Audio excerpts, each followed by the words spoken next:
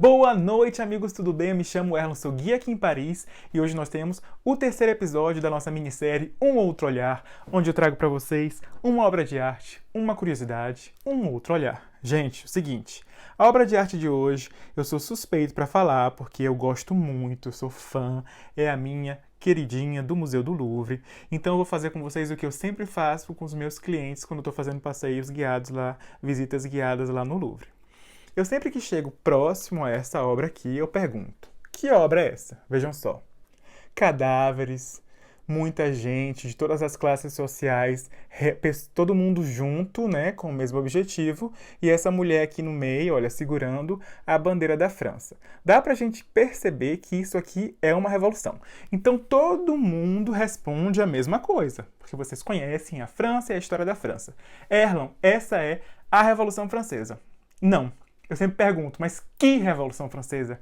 Aqui na França são várias revoluções, né, durante todo o decorrer da história. Inclusive, a primeira Revolução Francesa, que mudou o curso da história da França, a mais importante delas, começou, né, no dia 14, o caráter popular da Revolução Francesa. Dia 14 de julho de 1789, com a tomada da Bastilha, né, a queda da Bastilha, e aí a gente tem uma França antes da Revolução Francesa e uma França depois da Revolução Francesa. Tudo mudou, gente. Tudo mudou por aqui. Então, todo mundo que olha essa obra, que realmente dá, né, a impressão, é uma revolução, fala, é a Revolução Francesa, Erlon, mas ok, conhecida como Revolução de Julho, mais conhecida em francês como Trois Glorieuses. Trois Glorieuses. 3 dias gloriosos. 3 dias do mês de julho de 1830. Quais dias, Erlon? 27, 28 e 29 de julho. Essa obra aqui, de Eugène Delacroix, eu adoro esse sobrenome, Delacroix, ele pintou. Essa obra aqui é do dia 28 de julho de 1830. Gente, aqui é super fácil identificar toda a população junta com o mesmo objetivo, né? Todos lutando contra o rei Carlos X, Charles X. Olha só, aqui a gente tem um trabalhador, vocês estão vendo? Um trabalhador com um beret aqui, é um tipo de boina, esse aqui que eu tô usando, essa boina aqui, ó, que eu tô utilizando, é a mesma, tá vendo aqui, ó, na cabeça dele? Nós temos aqui um burguês, todas as classes sociais juntas lutando pelo mesmo objetivo, né? Tirar esse rei Carlos X do poder. Olha só, o chapéu dele, um rifle de caça, rico, trabalhadores, pobres, todos juntos, né, e misturados com o mesmo objetivo. Olha só essa criança aqui, ó, que inspirou um personagem do livro de Victor Hugo, depois vocês podem procurar. E nós temos, né, a mulher no centro, né, da obra, vejam só, lá em cima, segurando a bandeira da França, que representa a liberdade guiando o povo. Esse é o nome da obra de Eugène Delacroix. Liberdade guiando o povo. Gente, é super fácil visualizar que essa obra aqui tem uma composição piramidal. Vejam só, a gente tem um cadáver aqui embaixo, olha. Esse cadáver aqui, se você vai até a mão da Marianne, que é o símbolo da República Francesa, né, o símbolo da liberdade, vejam só, até a mão dela, aqui embaixo, olha só o cadáver, e depois voltando aqui, olha, para o outro cadáver, nós temos uma pirâmide. Ela está no topo da pirâmide, né, vocês podem perceber como ela é importante. E a curiosidade que eu trago dessa obra maravilhosa, que tem tanto para explicar, para interpretar, gente, é realmente incrível. Tá no corpo da Marianne. Gente, quando o Eugène Delacroix pintou essa obra, ele ficou tão empolgado que ele escreveu uma carta para o irmão dele em outubro de 1830, meses, né, depois de que ele começou a pintar, dizendo assim, eu vou fazer uma tradução livre, tá, gente, do que ele falou nessa carta para o irmão. Estimado irmão, eu escolhi um tema atual, porque realmente, olha só, ele começou a pintar acontecendo o evento lá. A barricada aconteceu, ele viu o que aconteceu e ele começou a pintar. Era um tema super atual, né? Revolucionário. E aí, eu escolhi um tema atual. E ainda que eu não tenha vencido pela pátria, porque ele não participou efetivamente, né, do combate, ele não participou efetivamente da revolta, dessa barricada. Ainda que eu não tenha vencido pela pátria, pelo menos eu posso pintar para a pátria e pela pátria. O que ele quis dizer com isso? Mesmo que eu não tenha participado, mesmo que eu não tenha vencido junto com o meu povo, eu posso deixar aqui a minha contribuição para o meu povo, para a minha pátria. E foi o que ele fez, gente. Eugène Delacroix deixou uma contribuição tão grande para a França que eu acho que ele nunca na vida dele pôde imaginar que isso fosse acontecer, sabe? Porque essa pintura aqui revolucionou. E essa pintura aqui é a mais importante para a história da França. É aquela pintura que todo francês, quando entra no Museu do Louvre, tem que ir lá, olhar e se sentir orgulhoso da história, entendeu? E é por isso que eu gosto dela, porque ela representa muito da história deles, muito. Então, quem gosta de história é apaixonado por essa pintura aqui. E a curiosidade que eu quero trazer aqui, inclusive eu, tá, gente? E a curiosidade que eu quero trazer aqui para vocês está exatamente no corpo da alegoria. Eu já expliquei para vocês, né, que a Marianne, essa mulher aqui, ó, que está no topo da composição piramidal, que eu expliquei para vocês e mostrei, né? A Marianne, ela é uma alegoria. O Eugène Delacroix resolveu personificar a liberdade na figura de uma mulher, nua aqui na parte de cima, né, dos seios, entendeu? Como se fosse quase uma deusa. O posicionar, o olhar de perfil, tudo.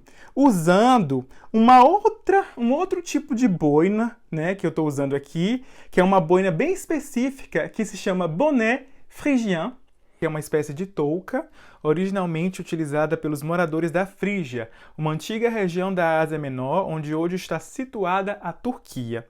Esse bonnet phrygien que a Marianne está utilizando, ele parece muito com esse que eu estou usando aqui, mas vocês podem ver que tem significações históricas diferentes, porque esse bonnet phrygien, ele foi adotado na cor vermelha pelos republicanos franceses que lutaram na tomada da Bastilha em 1789, como eu falei para vocês, né?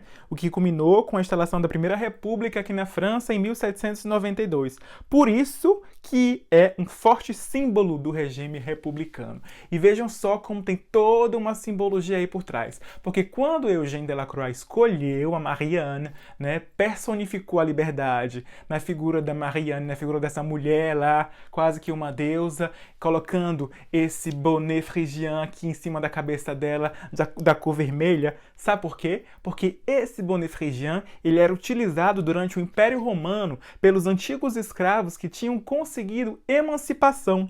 Então vocês entenderam, né, gente? Quem usavam? Os escravos emancipados, os escravos livres. Então, o uso dele está associado à liberdade. Vejam só como tudo na obra a gente tem que estudar os detalhes para poder compreender. E o que eu quero trazer como curiosidade, porque eu já falei até demais aqui, e não era para fazer isso, mas é isso mesmo, porque essa obra é a minha favorita, é a minha querida. Eu quero falar a curiosidade no corpo da liberdade, no corpo dessa figura. Quando o Eugène Delacroix pintou essa obra, em 1830, né? Ele terminou em dezembro de 1830. E aí aconteceu um salão, né, de arte em Paris em 1831. Essa obra foi exposta nesse salão. E quando ela foi exposta, muita gente, muitos críticos, né, detonaram a obra. Muito mesmo. Por quê? Por conta de um detalhe no corpo da Marianne. E eu sempre faço a mesma pergunta para os meus clientes durante as visitas guiadas. O que será que no detalhe, né, qual será o detalhe que no corpo da Marianne, não sei se vocês vão conseguir ver direito aí, depois eu vou colocar a foto para ficar mais claro, chocou a sociedade, né, de 1831, os críticos, né, você sabe como são críticos, o que será no corpo dela? E aí eu pergunto para vocês têm ideia do que seria, na verdade? Olha só, no corpo dela. Todo mundo responde a mesma coisa. Erra, porque ela tá nua, né, com os seios do lado de fora. Não, gente, porque tem muita pintura, muita escultura, né, todas nuas, isso já era normal. Na arte, né, é normal.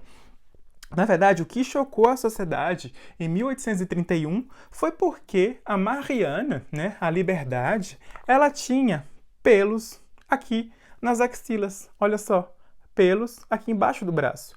Então, quando os críticos olharam, porque falaram assim mesmo, sim, é uma deusa, né? O símbolo da liberdade, ela tem que ser linda, maravilhosa, limpa e não suja desse jeito, rasgada, entendeu? Nua, com os pés descalços, sujos no chão. Tudo eles, né, reclamaram. E principalmente, vejam só se vocês vão conseguir ver direitinho, os pelos aqui, ó, na axila dela. Ficou bem declarado mesmo, bem. E aí, o que aconteceu? Essa obra foi muito criticada, né? Mas ainda assim, o rei Louis Philippe comprou a obra. Primeiro ela ficou exposta no Museu de Luxemburgo, lá no Museu de Luxemburgo, que muitos de vocês conhecem, que fica no Jardim de Luxemburgo. Depois o Eugène Delacroix pegou de novo a obra. Depois o Estado francês confiscou a obra e guardou porque julgou ela muito revolucionária, né? Porque realmente é uma obra que pode, segundo eles, incitar uma revolução. E essa é a indagação, as indagações, né, que eu quero, os questionamentos que eu quero deixar aqui para vocês, para a gente refletir juntos. Primeiro, a arte, gente, é questão de interpretação, né? A gente tenta entender o que o artista quis passar, porque vocês viram que tudo tem uma significação, tudo tem um significado. O beret, né? O bonnet frigien, as cores, tudo. E o que eu quero deixar aqui para vocês de questionamento para a gente refletir juntos é isso. Quando o artista resolve colocar, né, os pelos aqui na axila de uma figura que na verdade não era uma mulher, né? Eu expliquei para vocês uma alegoria, a personificação da liberdade na figura feminina. Quando ele resolve colocar pelos na axila dela aqui, mostrando isso, evidenciando isso, e a liberdade que o artista tem de inovar, porque é arte, né, gente? Aí os críticos vêm, não pode. Tem que ser uma deusa limpa, bonita, maravilhosa.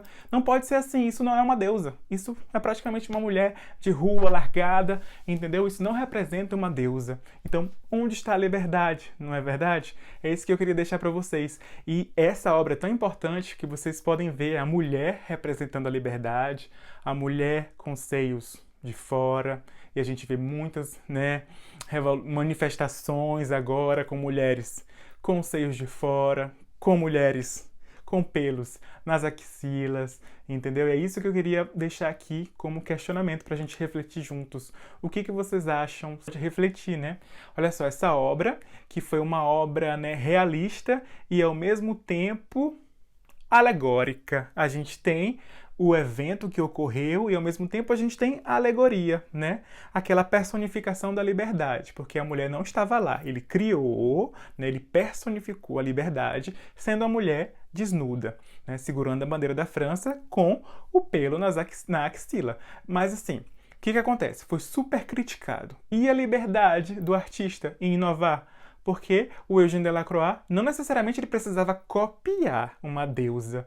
Ele poderia muito bem inovar. Foi o que ele fez, né, gente? Ele mudou totalmente a concepção, né, da deusa em si, a beleza, a perfeição, tudo. Ele mudou, ele criou uma nova deusa, simbolizando realmente a liberdade que estava ali lutando junto com o povo e levando o povo rumo à vitória, entendeu? Isso é super importante, isso é super reflexivo. A segunda reflexão, a primeira que eu fiz, o primeiro questionamento que eu deixo aqui para vocês é a liberdade de criação, de inovação do artista, entendeu? E a segunda é a liberdade da mulher. É o corpo dela, né, gente? Então, a mulher não pode ter pelos aqui embaixo das axilas? O que vocês acham essas duas indagações, esses dois questionamentos acerca da liberdade? E o terceiro também, que eu fiquei super refletindo em cima, é sobre se uma obra de arte pode incitar uma população a se revoltar. Se uma obra de arte pode incitar, né, as revoltas populares. Inclusive aqui na França a gente teve a última manifestação, né, dos coletes amarelos. Os coletes amarelos, eu acho que vocês devem saber, e pegaram a pintura a liberdade guiando o povo e colocaram vários coletes amarelos para vocês verem como é tão atual esse tema, né? Sempre que pensam em revolução, em manifestação, pensam na liberdade guiando o povo. Eu espero muito que vocês tenham gostado desse vídeo, porque eu fiz 1 bilhão de vezes até chegar aqui, porque realmente eu falei muita coisa e era para ter tentado ser um pouquinho mais objetivo, mas eu não consigo, porque essa obra é a minha favorita e eu tenho muito para falar, ainda tem muito mais para falar. Então eu agradeço a participação de vocês e boa noite, até a próxima. Um abraço muito grande.